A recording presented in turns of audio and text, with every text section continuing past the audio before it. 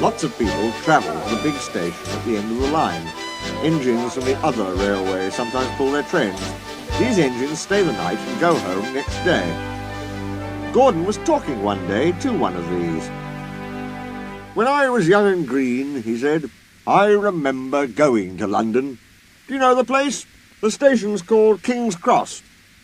"King's Cross?" snorted the engine. "London's Euston. Everybody knows that." "Rubbish," said Duck. "London's Paddington. I know. I worked there." They argued till they went to sleep. They argued when they woke up. They were still arguing when the other engine went away. "Stupid thing," said Gordon crossly. "I've no patience." "Stupid yourself," said Duck. "London's Paddington. Paddington, do you hear?" "Stop arguing," James broke in. "You make me tired. You're both agreed about something anyway.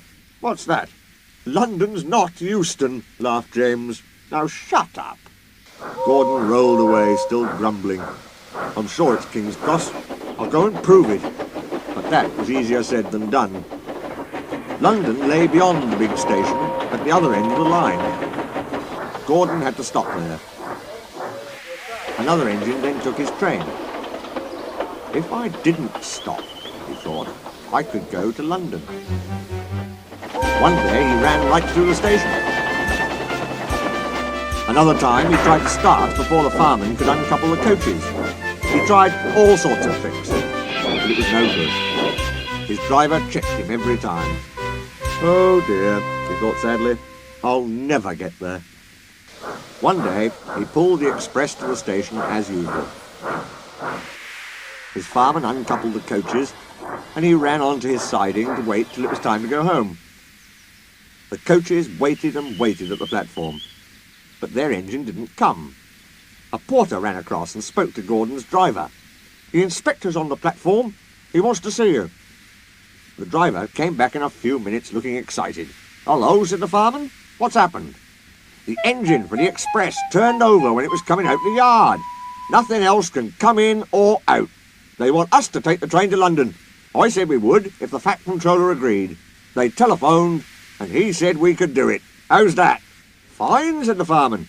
"We'll show them what the Fat Controller's engines can do." "Come on," said Gordon, "let's go." He rolled quickly over the crossings and backed onto the train. It was only a few minutes before the guard blew his whistle, but Gordon thought it was ages.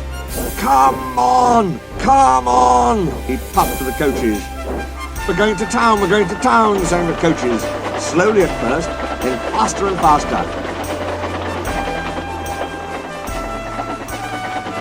Gordon found that London was a long way away.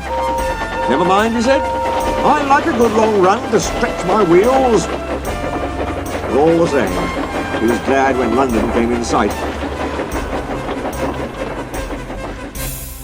The Fat Controller came into his office next morning. He looked at the letters on his desk. One had a London postmark. "I wonder how Gordon's getting on," he said.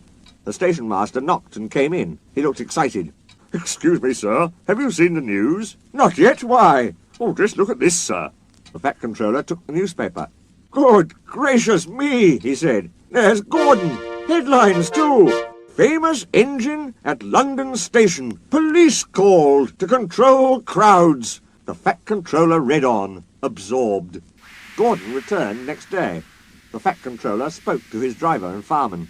"I see you had a good welcome in London." "We certainly did, sir. We signed autographs till our arms ached, and Gordon had his photograph taken from so many directions at once that he didn't know which way to look."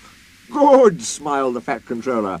"I expect he enjoyed himself. Didn't you, Gordon?" "No, sir, I didn't." "Why ever not?" "London's all wrong," answered Gordon sadly. "They've changed it. It isn't King's Cross any more. It's St. Pancras."